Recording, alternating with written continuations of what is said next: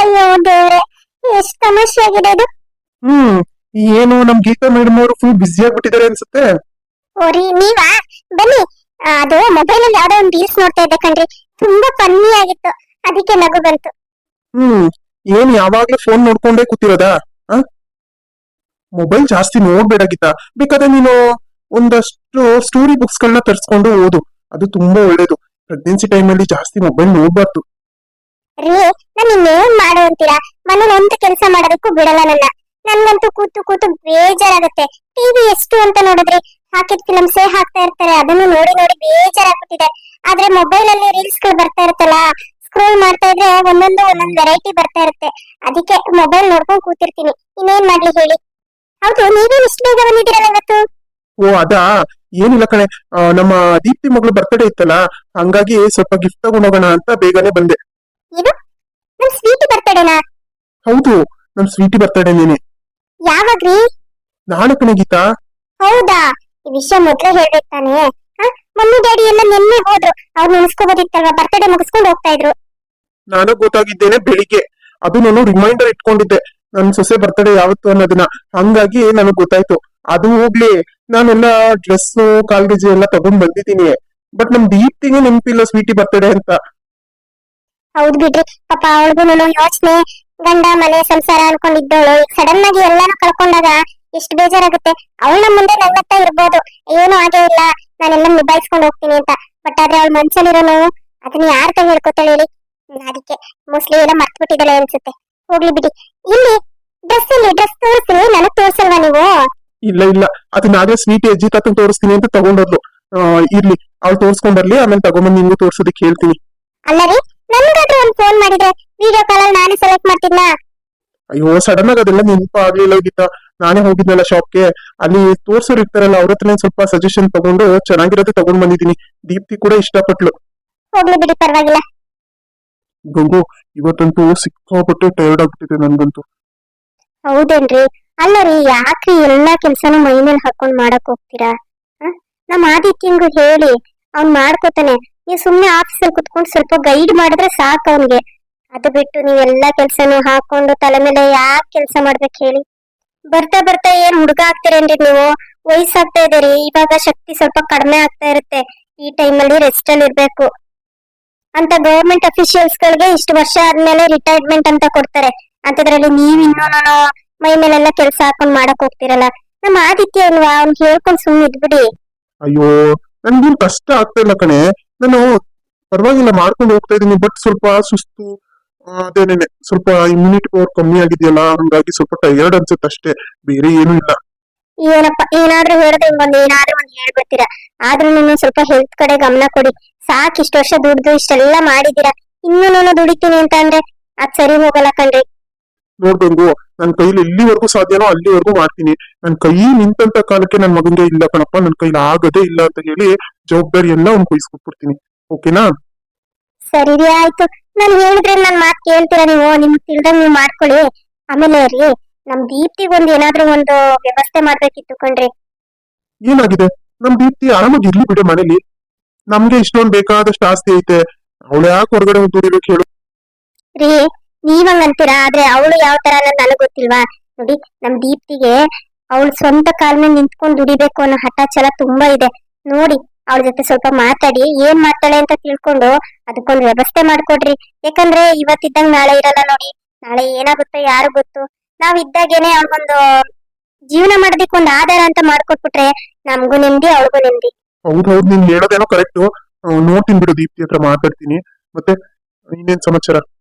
ಇನ್ನೇನ್ ಹೇಳದ್ರಿ, ಪಾಪ ನಮ್ ಮಗಳು ಅವತ್ ಹೇಳ್ದೆ, ನಾನು ಅಷ್ಟು ಹೇಳ್ದೆ, ಬೇಡಮ್ಮ ಬೇಡ ಬೇಡ ಅಂದ್ರು ಹಠ ಹಿಡ್ದು ಅವನನ್ನೇ ಮದ್ವೆ ಮಾಡ್ಕೊಂಡು. ಆದ್ರ ನನ್ ಮಗ ಎಂತ ಕೆಲ್ಸ ಮಾಡ್ಬಿಟ್ಟ ನೋಡಿ.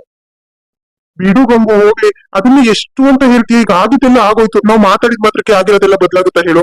ನೋಡು, ಈ ವಿಚಾರಗಳನ್ನ ಜಾಸ್ತಿ ದೀಪ್ತಿ ಎದುರಿಗೆ ಹೇಳಕ್ ಹೋಗ್ಬೇಡ. ಅವಳು ಹೇಳ್ದಷ್ಟು ಅವಳಿಗೆ ಬೇಜಾರಾಗುತ್ತೆ. ನನ್ಗ ಅಷ್ಟು ಗೊತ್ತಾಗಲ್ವೇನ್ರಿ?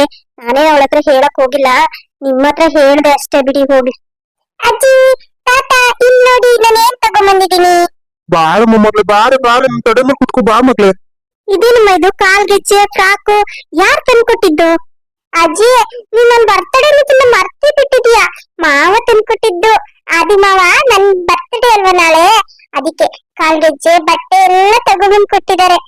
ಏನು, ನಿನ್ ಬರ್ತಡೇನಾ? ಅಯ್ಯೋ, ನಾನೇ ಮರ್ತ್ ಬಿಟ್ಟಿದ್ದೀನಲ್ಲಮ್ಮ. ನೀನು ಮರ್ತಿದ್ಯಾ, ಮಮ್ಮಿನೂ ಮರ್ತಿದ್ದಾರೆ ಅಜ್ಜಿ. ಮಮ್ಮಿಗೂ ಕೂಡ ನೆನ್ಪಿರ್ಲಿಲ್ಲ. ಆದ್ರೆ ಆದಿಮಾವ ನೆನ್ಪಿಟ್ಕೊಂಡು ನನ್ಗೆ ಅಂತ ಹೊಸ ಬಟ್ಟೆ ಕಾಲ್ಗೆಜ್ಜೆ ಎಲ್ಲ ತಗೊಂಡ್ಬಂದಿದ್ದಾರೆ. ಹೇಗಿದೆ?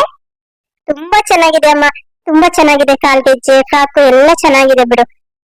ಏ ಗಂಗು, ಇಂಥ ವಿಚಾರ ನಾನು ಮರಿತಾರೇನೆ ಯಾರಾದ್ರೂ?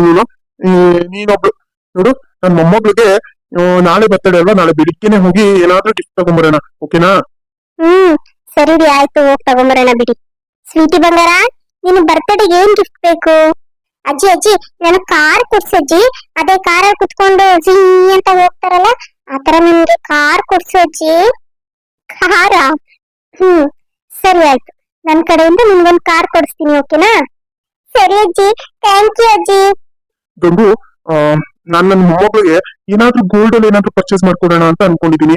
ಏನ್ ಕೊಡೋಣ? ನೆಕ್ಲೆಸ್, ಲಾಂಗ್ ಚೈನು ಅಥವಾ ಗೋಲ್ಡ್ ಚೈನು, ಯಾವ್ದು ಕೊಡದೆ? ರೀ, ನಮ್ ದೀಪ್ತಿನ ಕರ್ಕೊಂಡು ಹೋಗ್ಬಿಡೋಣ ಬಿಡಿ. ನಮ್ ದೀಪ್ತಿನ ಕರ್ಕೊಂಡು ಹೋಗಿ ಕೊಡ್ಸಿದ್ರೆ ಆಯ್ತು. ಸರಿ ಸರಿ, ಹಂಗಾದ್ರೆ ನಾಳೆ ಬೆಳಿಗ್ಗೆ ರೆಡಿ ಆಗಿ ಕೊಡೋಂಗಾದ್ರೆ ಬೆಳಿಗ್ಗೆ ಹೋಗಿ ತಂದ್ಕೊಟ್ಬಿಟ್ಟು ಆಮೇಲೆ ನಾನು ಆಫೀಸ್ಗೆ ಹೋಗ್ತೀನಿ. ಸರಿ ರೀ, ಆಯ್ತು. ಸ್ವೀಟಿ, ಈ ಫ್ರಾಕು ಕಾಲ್ಗೆಜ್ಜೆ ಎಲ್ಲಾನು ಮಾವ ತಂದ್ಕೊಟ್ಟಿದ್ದ? ಗೀತಾ ಅತ್ತೆಗ್ ತೋರಿಸ್ದಾ? ಇಲ್ಲ ಅಜ್ಜಿ, ನಾನು ಫಸ್ಟ್ ನಿಮ್ಗೆ ತೋರ್ಸೋಣ ಅಂತ ನಿಮ್ಮ ಹತ್ರಕ್ಕೆ ತಗೊಂಡ್ ಬಂದೆ. ಈಗ ತಗೊಂಡೋಗಿ ತೋರಿಸ್ತೀನಿ. ಸರಿನಮ್ಮ, ಆಯ್ತು. ಇದನ್ನ ಅತ್ತೆ ಹತ್ರ ತಗೊಂಡೋಗಿ ಅತ್ತೆಗೂ ತೋರ್ಸು, ಅತ್ತೆನೂ ಖುಷಿ ಪಡ್ತಾಳೆ, ಆಯ್ತಾ? ಸರಿ ಅಜ್ಜಿ, ಆಯ್ತು. ಅತ್ತೆ, ಓ ಸ್ವೀಟಿ, ನಿಮ್ ಬಗ್ಗೆನೆ ಮಾತಾಡ್ತಾ ಇದ್ದ. ಬಾ. ಅತ್ತೆ ಅತ್ತೆ, ಡ್ರೆಸ್ ಹೇಗಿದೆ ಅತ್ತೆ? ರೀ, ನಿಜವಾಗ್ಲೂ ಇದು ನೀವು ಸೆಲೆಕ್ಟ್ ಮಾಡಿದ್ದ? ನಿಜವಾಗ್ಲೂ ತುಂಬಾ ಚೆನ್ನಾಗಿದೆ. ಹೆಣ್ಮಕ್ಳು ಬಟ್ಟೆ ನೋಡೋದೇ ಒಂದ್ ಖುಷಿ. ಎಷ್ಟು ಚೆನ್ನಾಗಿದೆ ರೀ.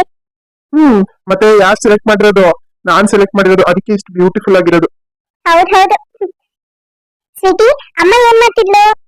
ಅತ್ತೆ, ಮಮ್ಮಿ ರೂಮಲ್ಲೇ ಇತ್ತು. ಮಾವ ಅತ್ತೆ ಜೊತೆ ಮಾತಾಡ್ತಾ ಇತ್ತು. ನಾನು ಫ್ರಾಕ್ ತೋರ್ಸಕ್ಕೆ ಅಂತ ತಾತಾಜಿ ರೂಮ್ಗೆ ಹೋಗಿದ್ನ. ಅಲ್ಲಿ ತಾತಾಜಿ ಜೊತೆ ಮಾತಾಡ್ಕೊಂಡು ಆಮೇಲೆ ಅಜ್ಜಿ ಹೇಳಿದ್ರು ಅತ್ತೆಗೂ ತಗೊಂಡೋಗ್ ತೋರ್ಸು, ಅತ್ತೆನು ತುಂಬಾ ಖುಷಿ ಪಡ್ತಾರೆ ಅಂತ, ಅದಕ್ಕೆ ಇಲ್ಲಿಗೆ ತಗೊಂಡ್ಬಂದೆ. ಹೌದಾ? ಸರಿ ಆಯ್ತು. ಇವಾಗ ಫ್ರಾಕ್ ಎಲ್ಲ ತಗೊಂಡ್ ಹೋಗ್ತೀಯಲ್ಲ, ಆಗ ಮಮ್ಮಿನ ಅತ್ತೆ ಕರಿತಾ ಇದ್ದಾರೆ, ಅಲ್ಲಿಗೆ ಹೋಗ್ಬೇಕಂತೆ ಅಂತ ಹೇಳ್ತೀಯಾ? ಸರಿ ಅತ್ತೆ, ಆಯ್ತು, ಹೇಳ್ತೀನಿ. ರೀ, ನಾಳೆ ಸ್ವೀಟಿ ಬರ್ತಡೆಗೆ ಏನ್ ಮಾಡ್ಬೇಕು ಅಂತ ಅನ್ಕೊಂಡಿದ್ದೀರಾ? ಇಲ್ಲ ಮನೆಯಲ್ಲಿ ಕೇಕ್ ಕಟ್ ಮಾಡ್ಸೋದು ಅಥವಾ ಬೇರೆ ಕಡೆ ಎಲ್ಲಾದ್ರೂ ಸೆಲೆಬ್ರೇಟ್ ಮಾಡೋಣ? ಅದೇ ಯೋಚನೆ ಮಾಡ್ತಿದ್ದೀನಿ ಗೀತಾ. ಎಲ್ಲಾದ್ರೂ ಒಂದು ಹಾಲ್ ಬುಕ್ ಮಾಡ್ಬಿಟ್ಟು ಅಲ್ಲಿ ಸೆಲೆಬ್ರೇಟ್ ಮಾಡ್ಬಿಡೋಣ ಅಂತ. ಅಲ್ಲ ರೀ, ಅಲ್ಲಿಗೆ ಗೆಸ್ಟ್ ಗಳನ್ನ ಎಷ್ಟು ಜನ ಕರೆಯೋದು? ಗ್ರ್ಯಾಂಡ್ ಆಗಿ ಸೆಲೆಬ್ರೇಟ್ ಮಾಡೋದಾ ಅಥವಾ ಸಿಂಪಲ್ ಆಗಿ ಮಾಡೋದಾ ಅಂತ? ನೋಡೋಣ, ನಮ್ ದೀಪ್ತಿ ಹತ್ರ ಕೇಳ್ತೀನಿ, ನೋಡೋಣ ಎಷ್ಟು ಜನಕ್ಕೆ ಬರಕ್ ಹೇಳೋಣ, ಏನು ಎತ್ತ ಅಂತ. ನಾನು ಮನೆಗ್ ಫೋನ್ ಮಾಡಿ ಅಮ್ಮನ ಜೊತೆ ಮಾತಾಡ್ಬೇಕಿತ್ತು ಕಣ್ರಿ. ಇನ್ನೊಂದ್ 2 ದಿನ ಅನ್ನೋದಾಗಿದೆ, ಉಳಿಸ್ಕೊಳ್ಳೇಬೋದಾಗಿತ್ತು. ಹೆಂಗೋ ಬರ್ತಡೇ ನೆಪನಾದ್ರೂ ಹಾಕೊಂಡು ನಮ್ಮನ್ನ ಇಲ್ಲೇ ಉಳಿಸ್ಕೋಬೋದಿತ್ತು. ಅದಕ್ಕೇನಂತೆ, ಈಗ ಫೋನ್ ಮಾಡು, ನಾಳೆ ಬರೋದಕ್ಕೆ ಹೇಳ್ಬೇಕಿದ್ರೆ ನಾಳೆ ಫಂಕ್ಷನ್ ಎಲ್ಲ ಮುಗಿಸ್ಕೊಂಡು 1-2 ದಿನ ಇತ್ತು ಹೋಗ್ಲಿ. ಇಲ್ಲ ಅರ್ಜೆಂಟ್ ಇದೆ ಅಂತ ಅಂದ್ರೆ ಬೇಕಿದ್ರೆ ನಾಡಿದ್ದೆ ಹೋಗ್ಲಿ, ಅದಕ್ಕೇನಂತೆ. ಹೌದಲ್ವೇನ್ರಿ? ಆದ್ರೆ ಬರ್ತಾರ ಇಲ್ವೋ ಕಣ್ರಿ?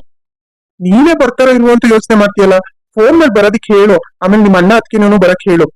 ಅವರು ಬಂದಿಲ್ವಲ್ಲ, ಇಲ್ಲಿಗೆ ಬಂದಂಗಾಗುತ್ತೆ. ಸರಿ ರೀ, ಆಯ್ತು. ಹಂಗಾದ್ರೆ ನಾನು ಹಂಗಾದ್ರೆ ಅಮ್ಮಂಗ್ ಫೋನ್ ಮಾಡ್ತೀನಿ. ಅದಕ್ಕೆ ಬರಕ್ ಹೇಳಿದ್ರಂತೆ? ಹಾ, ಬಾದಿತ್ತಿ.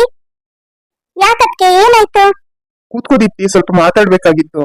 ಇರ್ಲಿ ಅಣ್ಣ, ಪರವಾಗಿಲ್ಲ. ಇಷ್ಟೊತ್ತು ರೂಮಲ್ಲಿ ಕುತ್ಕೊಂಡೇ ಇದ್ದೆ, ಬೇಜಾರಾಗೋಯ್ತು. ಏನ್ ವಿಷಯ? ಅದು ಏನಿಲ್ಲ ದೀಪ್ತಿ, ನಾಳೆ ನಮ್ ಸ್ವೀಟಿ ಬರ್ತಡೇ ಅಲ್ವಾ, ಅದಕ್ಕೆ ಸ್ವಲ್ಪ ಗ್ರ್ಯಾಂಡ್ ಆಗಿ ಸೆಲೆಬ್ರೇಟ್ ಮಾಡೋಣ ಅಂತ ಅನ್ಕೊಂತಿದ್ದು. ಅದಕ್ಕೆ ನಿಮ್ಮೊಂದ್ಸರಿ ಕೇಳೋಣ ಅಂತ ಹೇಳ್ಬಿಟ್ಟು ಕರೆದಿದ್ದು. ಅಲ್ಲ, ಇವರು ಒಂದು ಹಾಲ್ ಬುಕ್ ಮಾಡೋಣ ಅಂತ ಹೇಳ್ತಿದ್ದಾರೆ. ಅದಕ್ಕೆ ಗೆಸ್ಟ್ ಗಳನ್ನ ಯಾರ್ಯಾರು ಕರೆಯೋದು? ನಿಮ್ ಫ್ರೆಂಡ್ಸ್, ಫ್ಯಾಮಿಲಿ ಮೆಂಬರ್ಸ್, ಆಮೇಲೆ ಅವರು ನಿಮ್ ಕಡೆ, ಅದೇ ನಿಮ್ಮ ಯಜಮಾನ್ರ ಕಡೆ ಯಾರಾದ್ರೂ ಬರಕ್ ಹೇಳಿದ್ಯಾ ಅಂತ ಕೇಳೋಣ ಅಂತ ಕರೆದಿದ್ದು. ಅದಕ್ಕೆ ಫಸ್ಟ್ ಆಫ್ ಆಲ್ ನನ್ಗೆ ಆ ಕಡೆ ಸಂಬಂಧದವ್ರನ್ನ ಮಾತಾಡ್ಸೋದಕ್ಕೆ ಇಷ್ಟ ಇಲ್ಲ. ಅಲ್ಲಿಂದ ಇಲ್ಲಿಗಂತ ಯಾಕೆ ಕರೆಸ್ಬೇಕು ಹೇಳಿ? ಅಲ್ಲ, ಈಗ ಬರ್ತ್ಡೇ ಫಂಕ್ಷನ್ ಏನಕ್ ಮಾಡ್ಬೇಕು ಹೇಳಿ? ಸಿಂಪಲ್ ಆಗಿ ಈಗ ಹೆಂಗಿದ್ರು ಅಣ್ಣ ಬಟ್ಟೆ ಮತ್ತೆ ಕಾಲ್ ಚೈನ್ ತಂದಿದ್ದಾನೆ, ಅದನ್ನೇ ಹಾಕಿಸ್ಬಿಟ್ಟು ಮನೆಯಲ್ಲೇ ನಮ್ಮ ಮನೆ ಮಂದಿಗಳು ಸೇರ್ಕೊಂಡು ಕೇಕ್ ಕಟ್ ಮಾಡ್ಸಿದ್ರೆ ಆಯ್ತಲ್ಲ, ಸಾಕು. ಇನ್ನೇನು ಮಾಡದ್ ಬೇಡ. ಈಗ ಬರ್ತಡೇ ಫಂಕ್ಷನ್ ಪಾರ್ಟಿಗಳು ಮಾಡ್ಕೊಂಡು ಖುಷಿ ಪಡೋಂತ ಮನಸ್ಥಿತಿನಲ್ಲಿ ನಾನಿಲ್ಲ. ಹಂಗಾಗಿ ಬೇಡ. ದೀಪಿ, ನೀನ್ ಈ ತರ ಹೇಳಿದ್ರೆ ಹೇಗೆ ಹೇಳು? ಈಗ ಮಕ್ಳು ಅಂತಂದ್ರೆ ಬರ್ತಡೇ ಬಂತು ಅಂತಂದ್ರೆ ಎಷ್ಟು ಖುಷಿ ಖುಷಿಯಿಂದ ಎಲ್ಲಾನು ಹಂಗಿರ್ಬೇಕು, ಹಿಂಗಿರ್ಬೇಕು, ಹಂಗ್ ಕಟ್ ಮಾಡ್ಬೇಕು ಕೇಕು, ಈ ತರ ಇರ್ಬೇಕು ಅಂತ ಅವ್ರಿಗೆ ಒಂದು ಇಮ್ಯಾಜಿನೇಷನ್ ಇರುತ್ತೆ. ಅವ್ರ ಖುಷಿಗೆ ನಾವು ತಣ್ಣೀರ್ ಇರಿಸ್ದಂಗ ಆಗಲ್ವಾ ಹೇಳೋ? ನಿಮ್ಮನ್ನ ಸ್ವಲ್ಪ ಗ್ರ್ಯಾಂಡ್ ಆಗಿ ಮಾಡೋಣ, ಸಂಬಂಧಿಕರು ಫ್ರೆಂಡ್ಸ್ ಎಲ್ಲಾನು ಇನ್ವೈಟ್ ಮಾಡಿ ಒಂದ್ ಪಾರ್ಟಿ ಹಾಲಲ್ಲಿ ಮಾಡೋಣ ಅಂತ ಹೇಳ್ತಿದ್ದಾರೆ. ಅದಕ್ಕೆ ನಾನು ಸರಿ ಆಯ್ತು ಮಾಡೋಣ ಅಂತ ಅನ್ಕೊಂಡು, ಈಗ ನಮ್ಮ